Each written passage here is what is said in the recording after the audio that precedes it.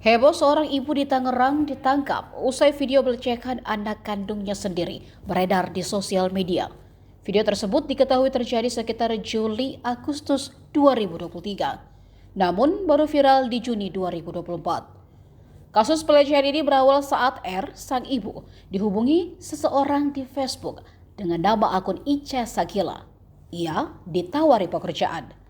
Juli 2023, pemilik akun menjanjikan imbalan uang asal R mengirimkan foto tanpa busana. R lalu setuju karena desakan ekonomi.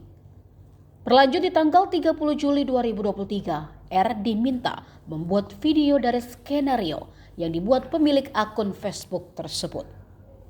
Ancamannya jika tak dituruti, foto tanpa busana R akan disebarluaskan. R lalu menuruti perintah tersebut. Tapi di hari itu juga akun Facebook Ica Sakila kembali memerintahkan R untuk membuat video tak senonoh dengan anak kandungnya yang masih kecil. Ia diiming-imingi uang 15 juta rupiah. Namun usai mengirimkan video tersebut, akun Facebook Ica Sakila tak dapat lagi dihubungi. Uang 15 juta rupiah yang dijanjikan tak kunjung diberikan. Bulan Juni 2024, video pelecehan seksual antara R dan anaknya tersebar di media sosial. R kemudian ditangkap dan ditetapkan sebagai tersangka. Ia dijerat pasal berlapis dengan ancaman hukuman maksimal 12 tahun penjara.